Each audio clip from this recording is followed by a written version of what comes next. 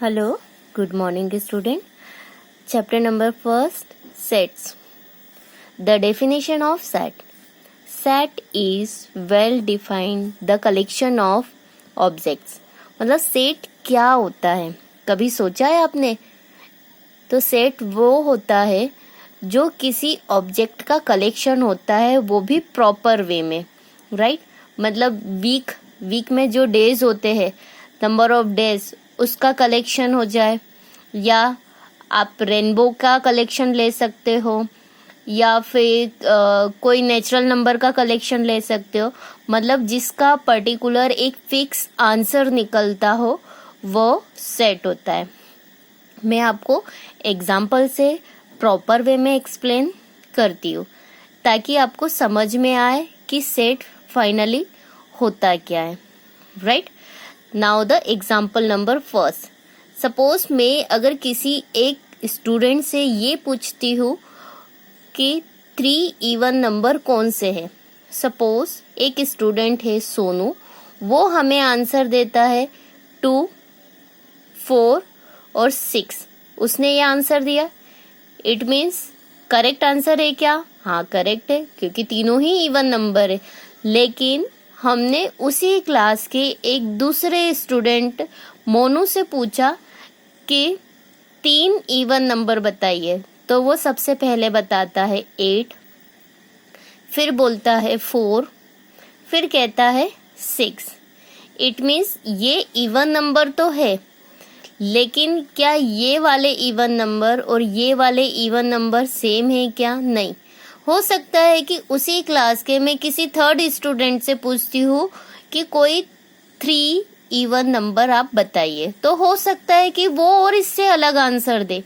Suppose उसने answer दे दिया 10, 20 and 30. तो क्या ये तीनों आपस में मैच करते हैं क्या? नहीं. लेकिन इंडिविजुअली अगर देखे जाए तो ये फाइनली इवन नंबर तो है, लेकिन ये तीनों आंसर सेम है क्या? नहीं. इट मीन्स कि जब आंसर अलग अलग हो तो वो कभी भी सेट नहीं होता है.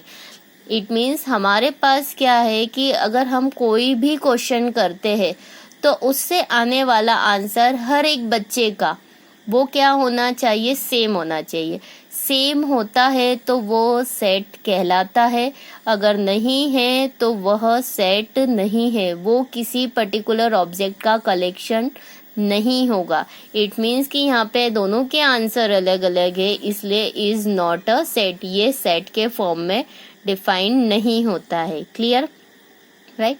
अब ये तो नहीं होता है, लेकिन मैं एक दूसरा एग्जांपल देती हूँ, आपको उससे क्लियर होगा कि सेट फाइनली होता क्या है, सेट की डेफिनेशन क्या होती है, यहाँ पे वो कैसे हम क्लैरिफाई उसको कर सकते हैं.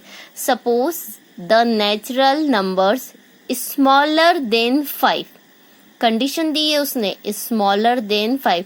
मतलब हमें एक ऐसे नेचुरल नंबर्स बताना है जो 5 से क्या हो? छोटे हो, स्मॉल हो. तो सपोज उसी क्लास के एक स्टूडेंट जिसका नाम सोनू है, हमने उससे पूछा कि नेचुरल नंबर बताओ जो कि 5 से छोटे हैं, मतलब स्मॉलर देन 5 है. तो वो क्या कहता है? 1, 2, 3 एंड 4. अब सबसे पहले मैं आपको ये क्लियर कर देती हूँ कि नेचुरल नंबर क्या होते हैं. नेचुरल नंबर कहाँ से स्टार्ट होते हैं? 1 से स्टार्ट होते हैं. 1, 2, 3, 4, 5, 6 up to so on. I have no idea कि कहाँ तक है, मतलब इनफाइनाइट तक है. नेचुरल नंबर कहाँ तक होते हैं? इनफाइनाइट तक होते, राइट? लेकिन हमें इनफाइनाइट तक ना लेते हुए कहाँ तक लेना है? Smaller than 5. इट मीन्स 5 से छोटे. तो सोनू हमें आंसर देता है 1, 2, 3, 4. फिर सेम उसी क्लास के एक दूसरा स्टूडेंट जिसका नाम मोनू है, मोनू से हमने पूछा है कि नेचुरल नंबर बताना है, वो भी स्मॉलर देन 5, राइट? तो मोनू क्या आंसर देता है? 1, 2, 3, 4. 5 से छोटे हो गए. इट मीन्स सोनू के दिया हुआ आंसर और मोनू का दिया हुआ आंसर दोनों क्या है? सेम. मतलब हमारे पास जो पूछा गया क्वेश्चन है उसका आंसर दोनों का क्या आ रहा है? सेम आ रहा है. सेम आ रहा है, इट मीन्स ये वेल डिफाइंड सेट है. इट मीन्स कि जब पर्टिकुलर कोई क्वेश्चन का आंसर सेम हो तो वह एक वेल डिफाइंड सेट होता है, एक प्रॉपर कलेक्शन होता है। तो जब प्रॉपर वे में कलेक्शन होता है वेल डिफाइंड, उसको हम क्या बोलते हैं? सेट। क्लियर? अदर वे में हम बोल सकते हैं कि collection should not change from person to person, कि यहाँ पे कलेक्शन चेंज हुआ है क्या? नहीं, कलेक्शन चेंज नहीं हुआ। आप किसी भी स्टूडेंट से पूछोगे कि आप नेचुरल नंबर बताओ, वो भी स्मॉलर देन 5, तो हर एक स्टूडेंट का आंसर आपको यही मिलेगा। मतलब should not change from person to person, मतलब हर अलग अलग पर्सन से हमारे पास जो कलेक्शन मिलेगा सेम। और यहाँ पे क्या हो रहा था कि ये कलेक्शन क्या हो रहा था? बार बार चेंज हो रहा था। इट मीन्स ये सेट नहीं है और ये सेट है। आई थिंक आपको समझ में आ गया होगा कि फाइनली सेट होता क्या है। क्लियर? अब आप सेट को पहचान सकते हो, डिफरेंस पता है आपको कि सेट की डेफिनेशन क्या है प्रॉपर वे में और सेट में क्या होना चाहिए। Right? Now the next topic is represent of set. मतलब सेट को आप कैसे रिप्रेजेंट करते हैं? जब भी किसी ऑब्जेक्ट के कलेक्शन को हम लिखते हैं तो हम हमेशा उसको काई में लिखते हैं, याद रखना। हम जब भी किसी कलेक्शन को लिखते हैं तो हम काई में लिखते हैं, इस करली ब्रैकेट में। राइट? मतलब यहाँ पर आपका कलेक्शन लिखाया जाता है। ठीक है? सपोज नंबर 1, राइट, ए क्या है? उस सेट का नाम। आप पे डिपेंड करता है कि जब भी आप किसी सेट को नाम देंगे, आप capital A, capital B, capital C, capital P, capital R, मतलब आप पे डिपेंड करेगा सेट का नाम। या तो हो सकता है क्वेश्चन में ऑलरेडी गिवन दे, या फिर हो सकता है आपको सपोज करना है, तो आप जब भी कोई अल्फाबेट सपोज करोगे उसको आप हमेशा कैपिटल लेटर में ही शो करोगे। सपोज उन्होंने लिखा है natural number smaller than 6, right? जैसे मैंने सेट की डेफिनेशन में बताया था और एग्जाम्पल में बताया था। यहाँ मैं आपको बताना चाहती हूँ कि the natural number of smaller than 6। ठीक है? अब इसका मुझे सेट बताना, ये तो थ्योरी पार्ट है आपका। अब इसको मेरे को सेट बताना है, तो ऐसे नेचुरल नंबर बताना है जो 6 से छोटे हो। कौन कौन से होंगे? 1, 2, 3, 4 और 5। क्लियर? लेकिन इन्हीं कलेक्शन को आप काई में लिखोगे? करली ब्रैकेट में। तो ये आपका क्या हो जाएगा? ए सेट। मतलब इस सेट का नाम क्या है? ए। मतलब हम बोलेंगे सेट ए। सेट ए क्या है हमारे पास? 1, 2, 3, 4 और 5। ये प्रॉपर वे में हमने लिखा करली ब्रैकेट में, और ये क्या बन गया? हमारा सेट। अब मैं आपको बताना चाहती हूँ, जब सेट के अंदर नंबर्स लिखे होते हैं, उन नंबर्स को हम नंबर्स रीड नहीं करते, वो हमारे लिए एलिमेंट होते हैं। राइट? किसमें कितने एलिमेंट है इस सेट में? मतलब 5 एलिमेंट है। और वो कौन कौन से हैं? 1, 2, 3, 4, 5। क्लियर? मतलब आप रिप्रेजेंट कैसे कर रहे हो सेट को? करली ब्रैकेट से। और जो भी कलेक्शन है ऑब्जेक्ट का, उसको काय में लिखेंगे? करली ब्रैकेट्स के अंदर। मैं एक और एग्जांपल से आपको क्लियर करती हूँ कि क्या है। देखो example number 2, the vowels in English alphabet. Alphabet क्या क्या है हमारे पास? देखे जाए वोवेल्स, अल्फाबेट तो कितने होते हैं? 26 होते हैं। बट यहाँ पे कौन से अल्फाबेट हमें लेना है? जो वोवेल्स। तो वोवेल्स कितने होते हैं हमारे पास? 5 होते हैं। मतलब ए, ई, आई, ओ एंड यू। क्लियर? ये अल्फाबेट होते हैं हमारे पास। अब इन अल्फाबेट को हमने काय में लिख दिया? करली ब्रैकेट में। राइट? और इस सेट का नाम मैंने क्या सपोज कर लिया? Capital A. आप पे डिपेंड करता है, अगर आपने नहीं भी सपोज करा है तो कोई दिक्कत नहीं। लेकिन याद रखना कि जब भी हम सेट को किसी नाम से डिनोट करते हैं तो हमेशा कैपिटल लेटर में लेते हैं। मैंने यहाँ ए लिया है। ये आप पे डिपेंड करता है कि आप कुछ भी ले सकते हैं। बस सारे वोवेल्स को मैंने एक करली ब्रैकेट के अंदर कॉमा के साथ लिखा है, और हर एक एलिमेंट को। राइट? तो जब इस प्रकार का जो रिप्रेजेंट होता है वो किसका होता है? सेट का होता है। Clear?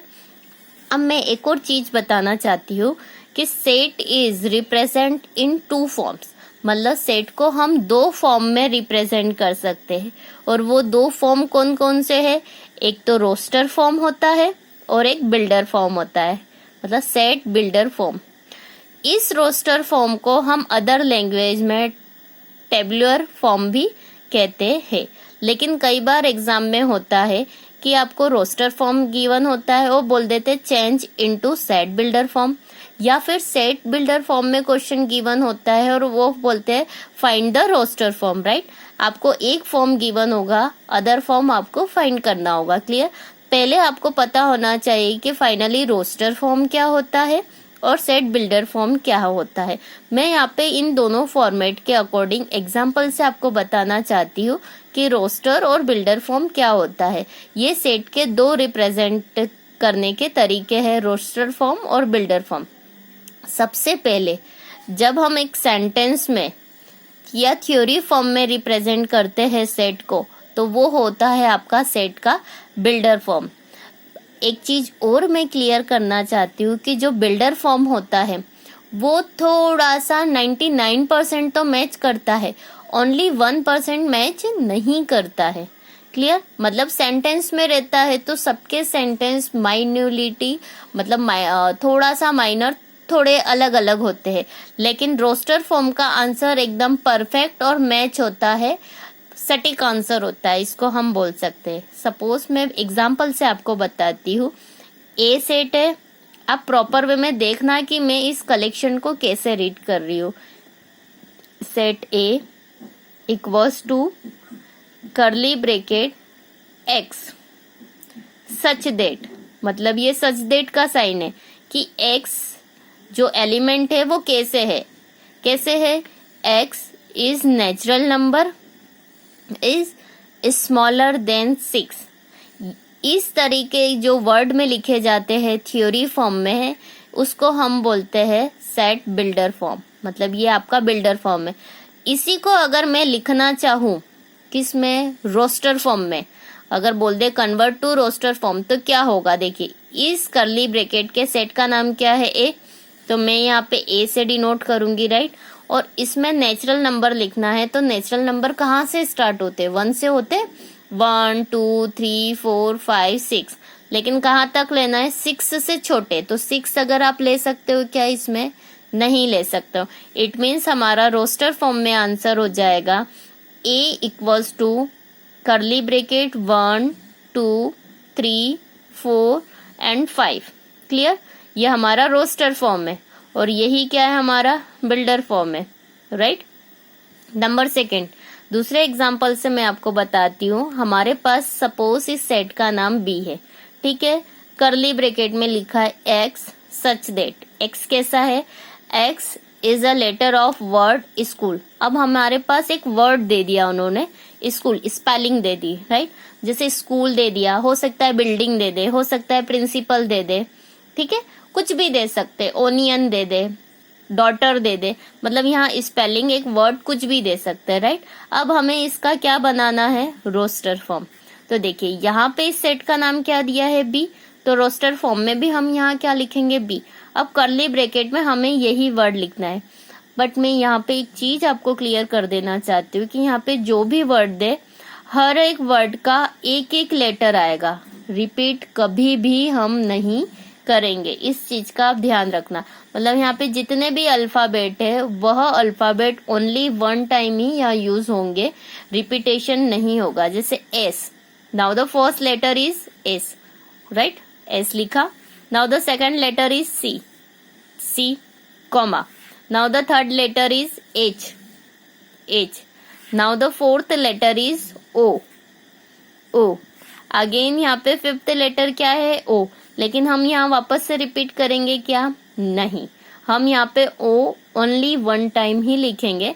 Now the last letter is L, L. मतलब जब हम सेट बनाएंगे तो यहाँ पे हर एक अल्फाबेट का ओनली एक ही बार लेटर आएगा। क्लियर, ठीक है। Now the third example is, इस सेट का नाम यहाँ पे हमने क्या देके रखा है, सी देके रखा है, राइट। अब हमने पूरे इसको हमने काई में लिखा है, कर्ली ब्रैकेट में लिखा है, राइट। अब कर्ली ब्रैकेट में हमने लिखा है तो कैसा दिया है, x such that x is even number less than 10। X कैसा है, इवन नंबर है, राइट, लेकिन कैसा है, 10 से छोटा है।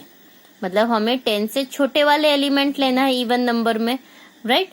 तो देखो इस सेट का नाम क्या है सी, तो रोस्टर फॉर्म में भी इसी सेट का नाम हम क्या दे देंगे सी, राइट। अब हमें क्या लेना है, इवन नंबर लेना है, वो भी 10 से छोटे। तो हमारे नंबर कहाँ से स्टार्ट होते हैं, 1 से, राइट।